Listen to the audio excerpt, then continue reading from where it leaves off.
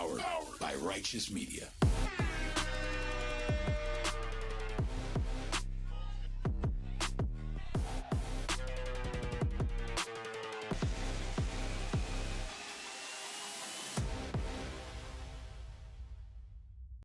Welcome to Independent Americans. Welcome to episode 362.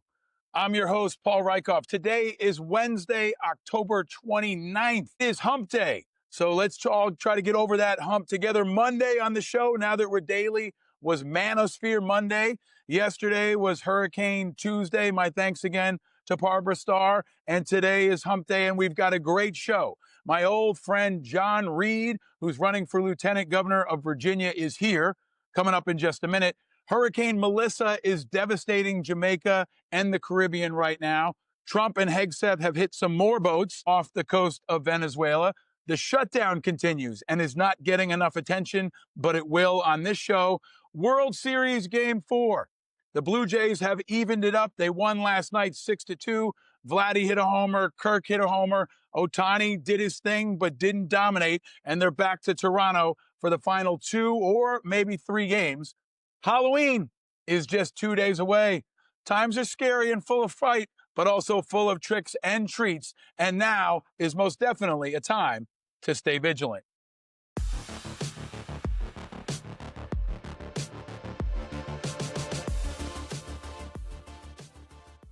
All right, and today we are going to continue to interview candidates of all kinds, from all political backgrounds, not just independents, but also Republicans, Democrats, and everything in between. And Tuesday is a very important election in many states. If there's not an election in your state, you may not be focused on it.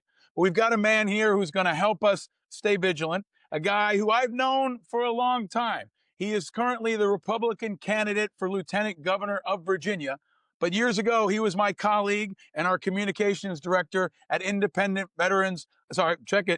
and Afghanistan Veterans of America. He's now running against Democrat Ghazi Hashmi, who he debated in a very unique way. We're going to talk about that. He's the first openly gay candidate from a major party seeking statewide office in Virginia, which would be a significant historical milestone. He's been a conservative radio show host, a businessman, a communications professional. He's worked for Senator George Allen and for Ronald Reagan, and he's an old friend of mine. He was at my wedding, a guy I like and respect, and I'm very excited to finally have on the show. Joining us now on Independent Americans, the great and powerful John Reid. Welcome, my friend. Hey, Paul, I'm glad to see you. I bet you didn't have this on your bingo card that I'd be running for lieutenant governor and you'd be hosting this show, but here we are. This is exciting. Right? This is like a fun little communications exercise because you taught me how to do a lot of this shit, right? And now, you're awesome. You're awesome, and you're a good person, so I'm not surprised. I mean, I'm glad that you're running. And we're going to talk a little bit more about why. My wife sends her best. My kids send their best. We've been watching this with great attention. But let me ask you, my friend, as I do everyone, you're on the campaign trail, but where are you exactly, and how are you? I'm just outside of the city of Charlottesville, the home of the University of Virginia. And as soon as we finish with this broadcast, I'm going into, I think, about 200 people who are waiting for a get out the vote rally here in Charlottesville. And, you know, Charlottesville is not exactly a red part of Virginia. It's got a lot of solid Democrats. And you know what? That's why I'm here, because my intention is to take a lot of Democrat votes and get them to vote for me and hopefully for the whole Republican ticket this year. And for the last 9 months that I've been running, that has been a key part of my planning with my schedule. Go and out how and are meet you? people who don't normally vote Republican. How are you, man? I mean, it's hard doing this thing. And you and I have been in touch over the last few months. I know this has been hard on you and your family and your team. You're literally freezing your butt off in a parking lot right now. But how are you, my friend?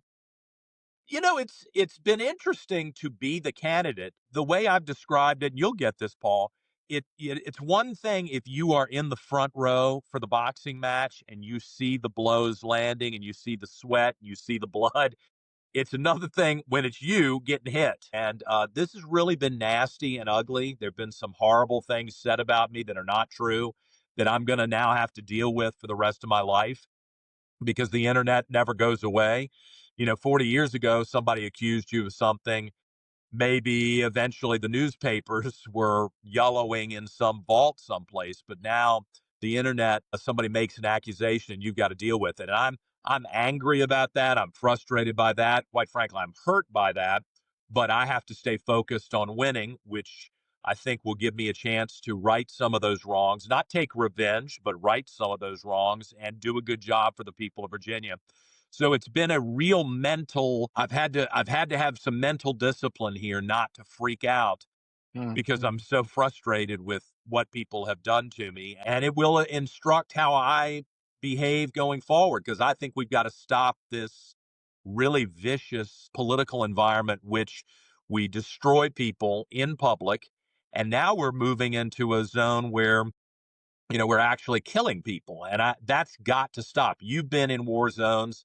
I lived in the Middle East when there was the Arab Spring and open insurrection, a lot of dead people. And I don't want to see that happen in the United States. And I don't want to see it happen in Virginia. And it's going to take responsible, disciplined people to stop that from occurring. That's why I'm excited that you're running. I mean, you've always had a really disciplined and respectful tone. I know you were, I think, an intern to Ronald Reagan, right, in your earlier days, and you've been around a lot of places. You've been to 100 countries. You work very hard for veterans.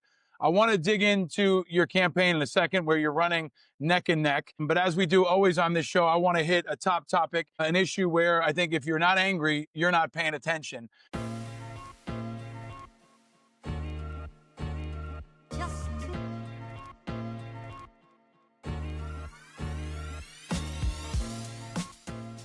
And this one is not a top topic on most shows, but today it's going to be a top topic here.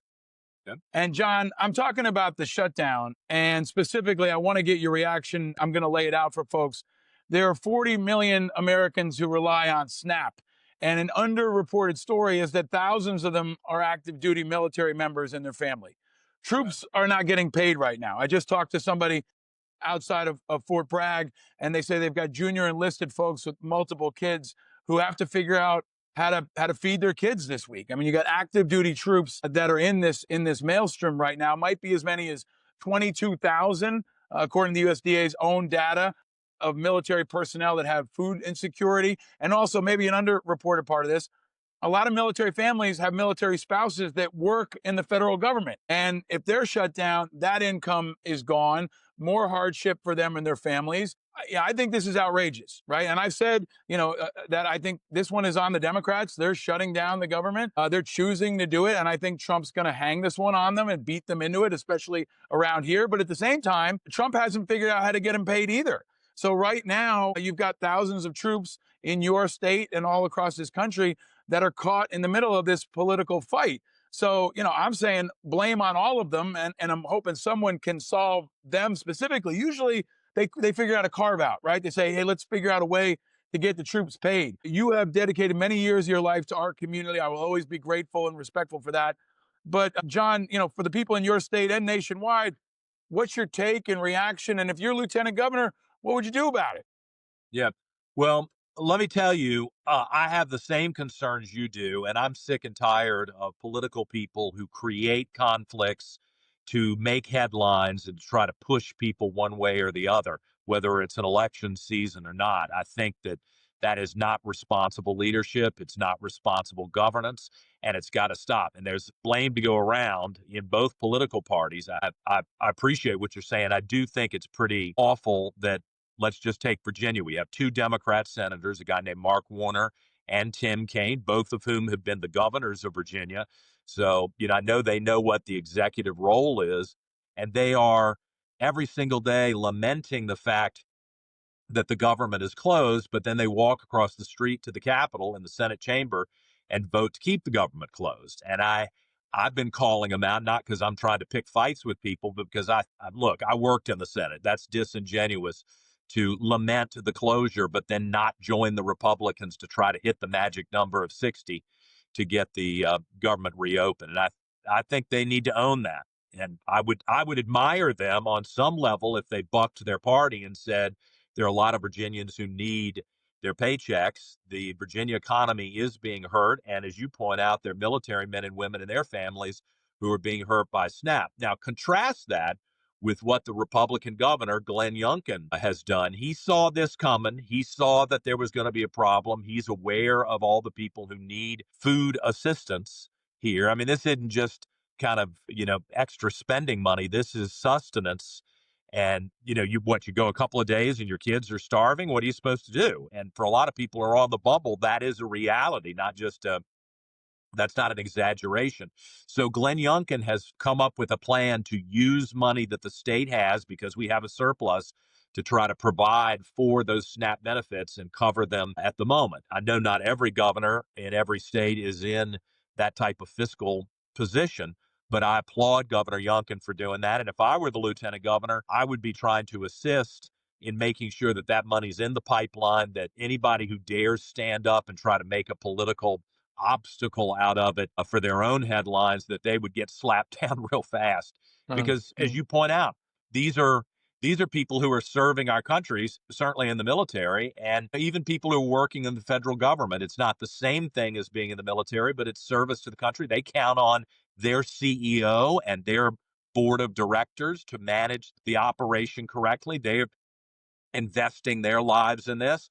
And we got to take that seriously. And I'm sick and tired of the politics around it. I think this is one of those clarifying moments, John. You've been, in all of the time I've known you, you've been a get shit done guy. And I think that's important in times like this, because what I care about is somebody's going to get troops paid right now, right? And ensure that they don't have the insecurity and the mental stress of having to figure out how to fight, our enemies and then come home and figure out how to put food in it. It's just, I think it's a moral outrage, and it shows the consequences of collateral damage in our politics at its clearest. But, one of the things we had at IAVA that I was most proud of is we had Republicans and Democrats working together in a common mission.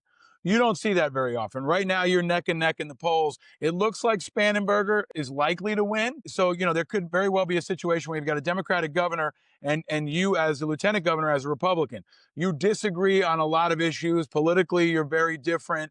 How would you approach that, John? Because that would be really, really different from much of what we're seeing in America, and especially in a critical state like Virginia, and especially for independents. There are a lot of independents in Virginia. This is independent Americans. How do you appeal to them when they say, looks like Spangenberger's going to win, having a Republican might create logjam, or it might create a check and balance. How do you approach that, John? Well, the first thing I say is I did vote for Winsome. I did vote for Jason. I do think Republicans in general have a more even-keeled, responsible assessment of how to solve problems. But having said that, I will always respect the will of the voters. If they send me to the Capitol as lieutenant governor, I'll have to deal with a lot of people that maybe don't share the same assessment of things and the same solution set as I do. I respect who the people send to the Capitol. I mean, you know me, Paul. I've kind of lived my entire life with one foot in both political parties. There are people who hate me on both sides. Some of those things I can control. Some of them I can't. I have said publicly, I will work with whoever the governor is. I'll give my best assessment of the situations that we may face, my best assessment of what the solutions may be. I will try to be supportive when it's in the best interest of the people of Virginia. I'm not going to stand on the sideline and just throw bombs to cause trouble. I don't think that's helpful for anybody, but I will be clear when there's some sort of disagreement. And, if Congresswoman Spangenberger were to become governor, I would be respectful of her. I'm an independent voice. I don't have any problem telling people what I think, so everybody should be prepared for that. But my goal is to make things better and smoother and more cooperative, to find areas of commonality, not to be one of these obstructionists who's looking to win in 4 years by causing all kinds of trouble in the interim. That's not helpful to anybody. John, this is independent Americans, and I ask this of a lot of folks. You make a lot of sense. You're practical. We disagree on a number of political issues. We probably agree on more than we disagree. But in a moment like this, I ask this of Democrats. I'm going to ask it of Republicans. Why are you a Republican right now, especially where the Republican brand is pretty toxic? The Democratic brand is toxic, right? Republicans are making better gains, but every day I think 10,000 people leave the Republican and Democrat Party. I know you grew up in the Republican Party. I know you worked for George Allen and Ronald Reagan, but you're also the kind of guy who maybe in a moment like this could declare his independence from the Republican Party and maybe even get more voters in a state like Virginia. Just straight up, John, why in 2025 are you a Republican and not unaffiliated? Yeah, well, when Barack Obama was running, that was the moment that all of my gay friends, conservative gay friends, kind of jumped ship. They liked Barack Obama. They liked his demeanor. They liked what he talked about, the audacity of hope. The whole thing was very appealing. And I went to the convention in Denver and sat there and I thought, wow, this is a pretty remarkable political moment in American history. Should I contemplate changing? But, fundamentally, I'm grounded in the principles of capitalism. It's one of the issues I talk about pretty extensively on the campaign trail here.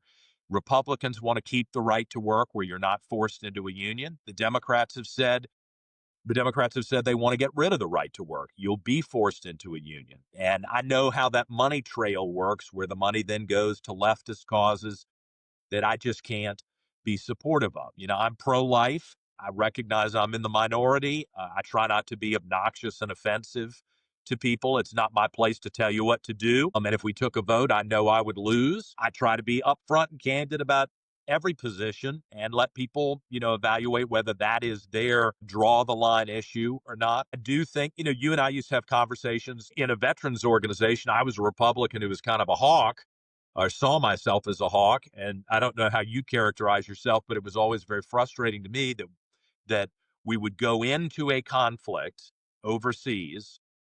Republicans would be leading the charge. And then over the course of a year or two, there would be this, I thought, kind of a weak, passive attitude of like, oh, God, we're going to lose and we're not going to really defend the troops. We're not going to stand up for the troops. We'd sure spend a hell of a lot of money, but I don't think we accomplished what we were supposed to be accomplishing. And I'm so sad, and it really bothers me because you and I both saw the sacrifices that men and women made on the front lines and that we sacrificed as a country to be in Iraq and Afghanistan. And I'm still a hawk, I guess, but I would really be loath to re-engage in those conflicts because I don't think we got out of it for ourselves and for the people on the other side of the ocean what we probably nobly thought we would be able to accomplish. And you get older and you start seeing those failures and the sacrifices and you tap the brakes. And I hope that I will be able to influence Republican leaders. It's one reason I no longer want to be a commentator. I want to be somebody at the table making decisions to say, stop. Don't make the same stupid mistakes we've made in the past, whether it's falling for a socialist agenda or whether it's rushing into a war without a real plan and a real commitment to achieve good things for people overseas and to protect ourselves. Oddly enough, I know President Trump really rubs people the wrong way, and sometimes he says things that I'm not sure are reported correctly that really offend people. But I kind of think that guy has demonstrated that he doesn't want to rush us into a war. And I'm not looking to pick a fight with everybody on this No. program, but Let me ask you that, though. I'm It's actually appreciative of that. it helps me build onto the next question that I wanted to ask you. Number one, as a conservative, he's everywhere, all around the world, shooting rockets off at people, right? There's no consultation with Congress. There's not even an advisement with Congress. There's no declaration of war, obviously. And now it's maybe the true conservative, Rand Paul, who sounds like the voice of reason. He's a libertarian. He's a constitutionalist. He's saying, hey, you're supposed to get congressional approval. Now we've got strikes in Venezuela, potentially on boats off the coast of Venezuela, potentially strikes in Venezuela. Trump has said he'll put troops on the ground potentially in Venezuela. This is where I think I'm a conservative. I think we've gone off the tracks. But even more so, I want to ask you, John, because when I sent your first video to my wife, she was like, I like John's video. I like John. John's respectful. And, and I think that's always been true. Anyone who listens to this interview can see that. How do you square that with Trump, who's not respectful, who attacks people who in your heart, like, he's not being a good role model for people. He's not being nice, right? I'm not asking him to be a schoolboy, but the way he talks to people, the way he disrespects guardrails, I think is completely unprecedented and out of bounds. And it looks like a split screen. Like, you're over here, John, and here's Donald Trump. How do you square that with yourself? Yeah, look, I model myself after Ronald Reagan. and my own father. My dad would get into a fight if that was what was necessary. He didn't have any problem getting into a political squabble if that was brought to him, but he wasn't looking for that. I do. I told you this when we lived in New York, and I was often, kind of shocked by the New York attitude versus the Southern attitude. That's kind of a real thing. I see myself as a Virginia gentleman, or at least I'm trying to live that way. And that is very different from a brash New York businessman who will topple things over. I have a little different assessment of President Trump. I think some of the things that are being reported here are things that have happened in the past anyway, but they're getting attention and he is directing them, like the strikes on the boats off the coast of Venezuela. I would much rather see those things happen in a small quantity, assuming that they're not reckless and they're not harming people who are innocent, than for us to go into a huge multi-trillion-dollar situation that's an extended conflict that winds up costing a lot of our people their lives. And I know that's a difficult judgment to make. I do think the president surrounded himself with people who are hyper aggressive to protect American best interests. And even though his demeanor is not in any way like mine, I think he's probably making those calculations with the best interest of the American people. I know that sends people into orbit, and believe me, Oh, at this no, I mean, coffee look, shop, John, I'll this be is at. why I'd love, whether you win or lose, I hope you'll be a regular on this show, because you and I have always had respectful agreements, disagreements. I think we need to do more of that. And I want this show to be a place for that. But I also want to be mindful of your time because I know you're on the campaign trail. Let me ask you about the opposite of respect. You've been personally attacked. You are, if elected, you'll make history as, the first openly gay lieutenant governor from a party, right? They, whoever they are, came hard at your personal life, and your personal life and was out there in a way that I think was gross and unnecessary and the worst of our politics. You walked into that, man, and you navigated it, and you're still standing. And right now, I see some polls, you're down by 1 point. Can you talk about that? I mean, in whatever way you think is appropriate. Like for folks who weren't watching the lieutenant governor's race in Virginia, it got pretty nasty.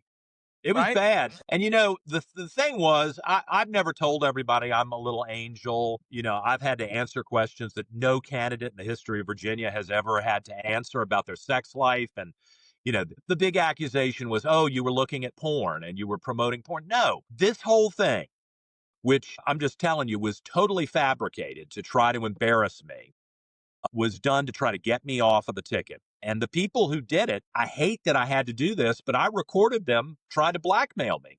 And I'll be damned, you are not going to ever get away with bullying or blackmailing me. And, I cost a couple of people their jobs. I don't like doing things like that, but blackmail is serious. And it's the kind of thing that somebody's got to check it. I hope it, instead of having the ick factor where people go, oh my God, this is so nasty, it'll say, I'll stand up for myself. I will not allow the law to be broken. And, and then, quite frankly, a couple of months later, the Democrats came out, started calling me a Nazi and a white supremacist. My partner, who's African American, found that kind of amusing the day I said, oh my God, look at the headlines today. And, one of the things, Paul, and I think you'll appreciate this, those words, calling me a Nazi or a white supremacist, they're not random. I mean, I now have to go to the closet every morning and pick out a jacket, a tie, and decide whether I'm going to wear a bulletproof vest, because it's gotten that bad.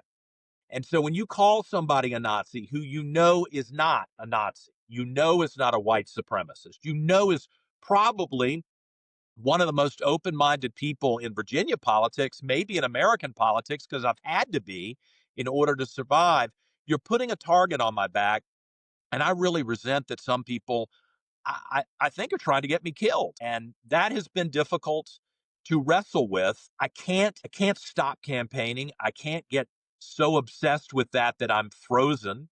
I just have to keep going on. But it's been pretty awful. And I'm not going to do that to somebody else. I'm just not going to lie. I'm going to hold my opponent accountable for her bad votes. I don't think she's the greatest candidate in the world. I think she's got some affiliations that are really problematic. She marched with the pro-Palestine Hamas protesters here in Richmond. I don't buy into that. I don't like that. And I'm going to make sure people at least know about it before they cast a vote one way or the other. That is provocative, but it's provocative because of something she actually did, not something I'm making up. So I'll go hard, but I'm not going to lie about people. And I'm hoping that maybe if I can get to the Capitol, I can help recalibrate a little bit, maybe. Yeah, let's talk about that for a second if we can, John. First of all, you literally are wearing, I don't know if you're wearing one now. You've been wearing a bulletproof vest, which is kind of like an open secret. A lot of folks in politics are doing that right now, right? I have a lot of friends in elected office, Republicans, Democrats. I mean, this is becoming like an untold part of the story. The security, the threats that everyone is getting. Anyone in elected office is getting significant, extreme threats because of the toxicity of the environment. I think the president has a lot to do with that. I think the Democrats do as well. But I think the reality I want to put a focus on is like you literally wear a bulletproof vest, right? You've got. I Yeah. saw a picture of you've got. Right? It's awful. It's Yeah. awful. Let me ask you this. This was let's shift gears, but a little bit creative. And I thought, as a guy who, you used to be our communications director, and you always came up with great ideas and smart ideas. Your opponent would not debate you. So you basically got a company to create an AI that you had an AI debater. And Chris, let me ask you, Chris, if you could pop in a clip here to show an example. All right. Now, hopefully that clip was in there to show folks an example, but you had an AI moderator, which was kind of strange and weird. And then you took actual words from your opponent. And I give you credit. Like you didn't like make her voice up. It was her actual words.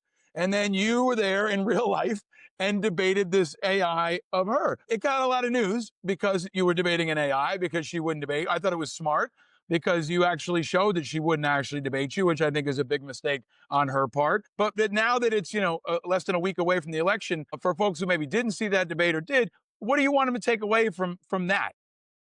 Well, there are a lot of things. It was 125 days that I asked Ghazala Hashmi to debate me. I mean, I opened it up to anything. I even agreed to a debate at National Public Radio in D.C. I mean, talk about rigging it in her favor. It's not exactly the Republican fan club up there, but I was willing to do that. She said no. And I know the plan, I think from a political strategy standpoint, was deny me the headlines and the attention that a debate, of course, always generates, and then just rely on all the money that she's raised. So I couldn't let that happen. Now, the guy that I hired to produce this, because my campaign actually had to produce the debate because we had no TV station or radio station that would do it. I told him, I said, I don't want this to be a Saturday Night Live skit. I don't want this to be some sort of hatchet job where we take the dumbest thing she's ever said and try to pass it off as her mainstream opinions. I wanted to be fair. So I hope people will watch the debate. It's only 40 minutes long. I walked in off the street after a 12, 14-hour day campaigning, no rehearsal, no script. It was just me responding. So I hope people will be maybe a little bit impressed compared to all these other people who spend a week in a hotel room with, the brain trust telling them what to do. What you saw was really what I think and how I behave. But the number one thing, and this is really important, Paul, is I had a choice of whether I was going to be fair to this lady, fair to my opponent, or whether I would rig it to try to make her look bad. And I thought it was important that she be allowed in this format to share her opinion correctly and that I get a chance to respond to it. And if I can do that for my opponent in the middle of a hotly contested campaign where there's a lot on the line, then I hope that will give people confidence that I will be fair if you send me to the Capitol as lieutenant governor. It's a very deliberate decision on my part. And some of the people around me thought it was stupid. I think it was the right thing to do. No, you know what? I think, look, it got traction and it did show that she was dodging you, which she is. And we've only got a couple of days left before the election. I welcome her to come on this show. I'd be happy to moderate. I don't think I'm biased. You were at my wedding. You're my friend. But I mean, if I were her, I would debate you in the parking lot right now if I felt confident about it. And I think that there's a respectful way to do it. But I don't think dodging your opponent, frankly, because I've worked for underdog candidates. I've supported underdog candidates. You're close. Like, this is not like you're some remote outsider or some illegitimate candidate. You are neck and neck right now. So with that said, and we'll wrap up soon, John, because I know you got to go to your event. There are a lot of independents in Virginia. This is independent Americans. It's 5 or 6 days until they vote. Why should independents in particular choose you over Hashmi? Yeah. Well, I want you to go to my website, johnreedforvirginia.com. You should look at the policy proposals that I sat down with experts and the people who are impacted, not just the brainiacs, but the real people who are impacted by issues like, childcare costs, fixing the highways around Washington, D.C. and Northern Virginia. I mean, these are real things that impact folks. The plans for the federal workers who have been furloughed and fired. I mean, those are real things that need to be addressed. Oddly enough, Paul, I'm the only candidate. I mean, the only candidate who has every week unveiled a new policy plan with a video, with a, not some 40-page dossier, but a statement about ideas. I think that's what people want to see. So I hope that will give everyone confidence that I'm a serious policy person. I do want to actually help solve problems. And fundamentally, I want to go to the Capitol and be the reasonable man at the Capitol, the responsible person at the Capitol. I do want to be respectful to people, even if they disagree with me, even if I disagree with them. And I want to make fair decisions, not politically charged decisions, but fair decisions. And I think I've lived my life that way. I think I've run my campaign that way. I've been outspent and outgunned. Quite frankly, the Republicans haven't given me much money. So you know what that means? If I win, I don't owe them anything. I'm going to be And then, there well, with then open eyes. maybe then you can declare your independence and you can leave both parties. Or if you run again, I'm an independent-minded guy. You can count on that. I have ticked everybody off at one point or another, and I don't regret it at all. I'm going to tell you what I think. You may not like it. You may love it. But I'm going to be honest with the guy across the street from me and with the voters, and I will try to behave appropriately if I'm elected. I appreciate that. I respect that. As I told you when the attacks happened, I know your character and your heart. You and I have been through a lot of hard work together, a lot of difficult situations in the veterans work, trying to unite Republicans and Democrats, also just doing really hard work, a lot of long hours where you find out about someone's character. And you and I have been on the road together. We've done a lot of big things and small things together. And I will always, stand by you as a friend and vouch for your character. I know the kind of leader that you are and the kind of person you are. And I wanted an opportunity to make sure that folks heard that from me personally. Thank you. John, I'm going to let you go, but we're going to end the show as we always do with something good. Something good, oh, something sweet. Feel the fire. So this is the segment where a lot of toxicity, a lot of negativity, but there is still stuff out there, and I got something good. But right now, hurricane is hitting all across the Caribbean, Jamaica, Cuba, other places, and something good that I want to encourage folks to check for is always look for the helpers. And one example of something good is our friends at Team Rubicon. John knows them well, founded by our friend Jake Wood and our old friend Clay Hunt, who we lost many years ago to suicide. Team Rubicon's running in when other folks are running out. They're staging. They're getting ready right now to go in Jamaica. They've been in Alaska.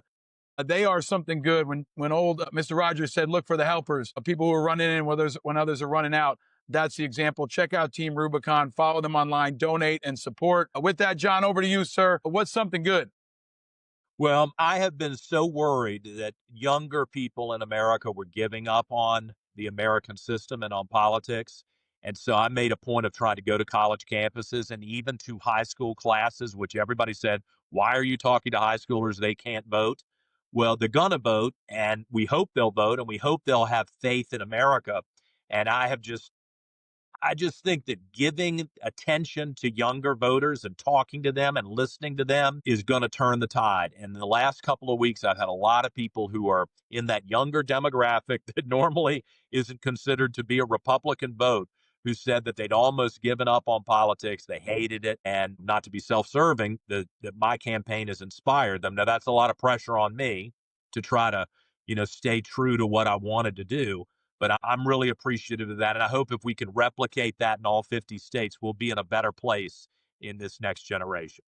I think that's a great one, John. And I, too, when I meet young people, especially those who are involved in activism, politics, the military, there are some exceptional young people who were born after 9/11, but forged by COVID, are now rising in different ways to the moment. So I appreciate that. Folks, as we wrap, we are daily, every day now. Go to independentamericans.us, subscribe on YouTube, Spotify, we're on Substack, everywhere. Hit the subscribe button right now, share it far and wide. Later today, but before this drops, I will be on News Nation as I am every Wednesday with our friend Colin McShane. Yesterday, I was on MSNBC Deadline. Check that out if you haven't already. I'll be in more places likely with the developments, especially around Venezuela. If you haven't, check out IA merch. We've got Independent Americans merch. It's excellent. You can share that for the holidays. And coming up on Friday, we've got Democrat Congressman Ro Khanna. He's going to be here to talk about everything, and he's going to do Friday football with us. Next week, Sebastian Younger will be back for Manosphere Monday.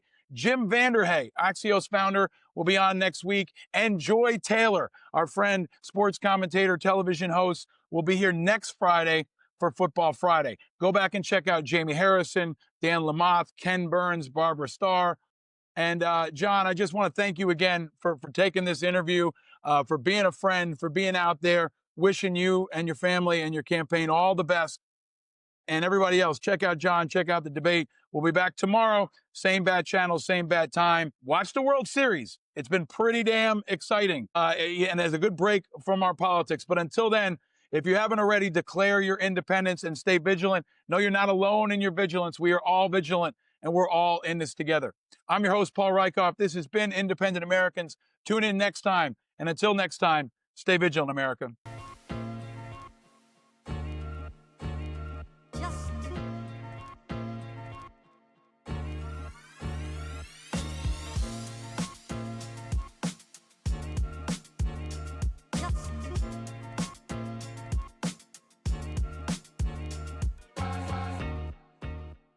Powered by Righteous Media.